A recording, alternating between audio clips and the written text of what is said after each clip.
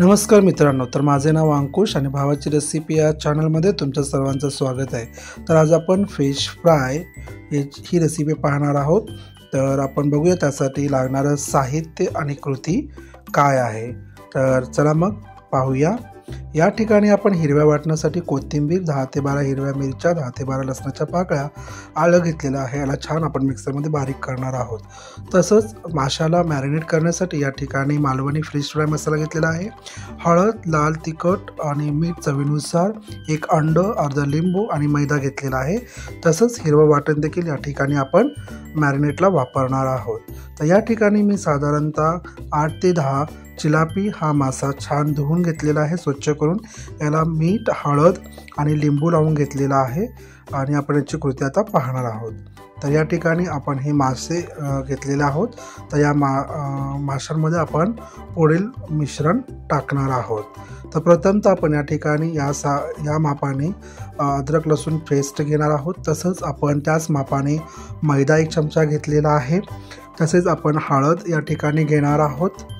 त्याचप्रमाणे आपण लाल तिखट देखील घेतलेला आहे आणि मीठ, हळद, मीठ आणि लाल तिखट चवीनुसार आपल्याला वापरायचं आहे।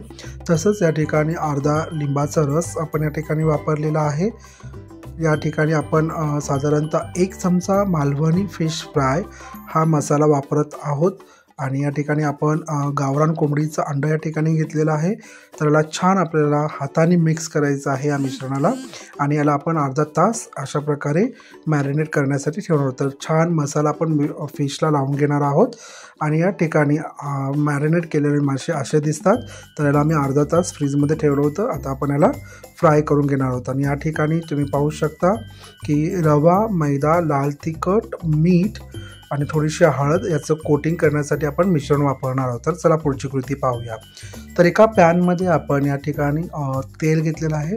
तर आपण शॅलो फ्राय करणार आहोत, म्हणजेच आपण जास्त डीप फ्राय करणार नाही आहोत। तर या ठिकाणी आपण ऑइल घेतलेलं आहे, तेल घेतलेलं आहे। तेल गरम झाल्यानंतर आपण या ठिकाणी मॅरिनेट केलेले मासे एक या प्रकारे आपण त्या मिश्रणामध्ये कोट करून घेणार आहोत। रव्याच्या मिश्रणामध्ये छान दोन्ही साईडनं आपण याला हे मिश्रण लावून घेणार आहोत, जेणेकरून आपले मासे छान कुरकुरीत होतील। तर अशा प्रकारे आपण या ठिकाणी उरलेले मासे देखील कोट करून घेणार आहोत या मिश्रणामध्ये। तर आपण ठीक आहे, या ठिकाणी आता आपण फ्राय करण्यास सुरुवात करत आहोत। तर या ठिकाणी आपण मासे फ्राय करत आहोत। तर गॅसची फ्लेम लोच ठेवा आणि या ठिकाणी 3-3च्या बॅचने आपण मासे फ्राय करणार आहोत। तर मासे फ्राय झाल्यानंतर ते खूप छान दिसतात। तर ते अशा प्रकारे या ठिकाणी दिसत आहेत। खाण्यास ते देखील खूप कुरकुरीत आणि टेस्टी झाले होते। साधारणतः 10 मिनिट तुम्ही हा मासा फ्राय करू शकता लो फ्लेमवरती। तर रेसिपी आवडल्यास लाईक करा, शेअर करा आणि सबस्क्राईब करा। थँक्यू, धन्यवाद।